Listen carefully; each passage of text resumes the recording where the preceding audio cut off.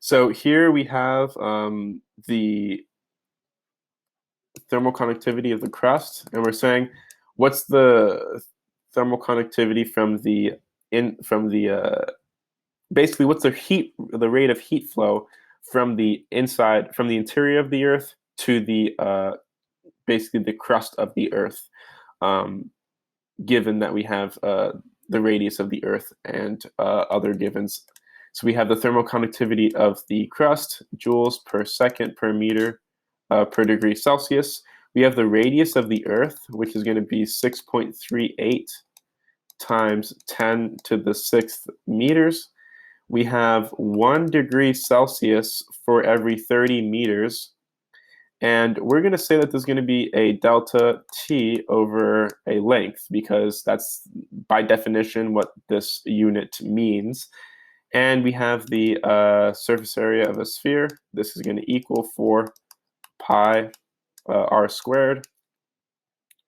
And for part A, we have T equals 1 hour. So how much energy is transferred from the interior of the Earth to the crust of the Earth? Excuse me. So we have Q over T, the rate of heat flow, is going to be equal to the thermal conductivity of the crust times the surface area of a sphere times, we'll actually say delta T over L.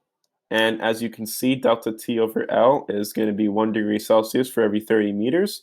So we can say this is going to be equal we can say that Q is going to be equal to T Ka, and then we can say delta T over L. So to solve, we simply say that Q is going to be equal to T. 1 hour is equal to 3,600 seconds. So we should say 3,600 seconds times K, the thermal conductivity of the crust, 0.80, times the surface area, so 4 pi, and then times 6.38 times 10 to the 6th squared. And then this will be simply 1 divided by 30. And we find that Q is going to be equal to 4.91 times 10 to the 16th joules. So this will be our answer for part A. And then part B, they're asking us, for part B, they're asking us to compare this with the solar constant.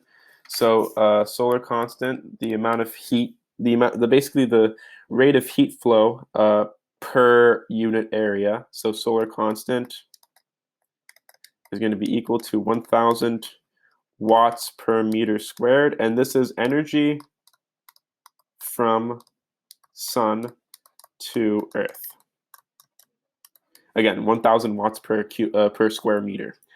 So for part B, we're going to say that Q of the sun is equaling to pi r sub e squared, the radius sub e squared, the radius of the Earth squared. And it's only, A is not 4 pi r to the 4 pi r squared anymore, because it's not as if the heat is not coming from within the sphere.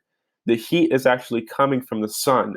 And when the sun, looking from the sun to the Earth on a two-dimensional plane, this Earth is simply a circle. So when we say the surface area, we're going to be using the surface area of a circle rather than the surface area of a sphere, because again, half of the Earth, or rather, the only side that gets energy from the sun is the side that's facing the sun. So, and when you look at it from the sun, it'll be only a circle. It wouldn't be a sphere. It's not as if the sun, rather, the sun isn't in the middle of the Earth, so it's not 4 pi r squared. It's going to be pi r squared. Again, looking from the sun, the Earth is just a circle.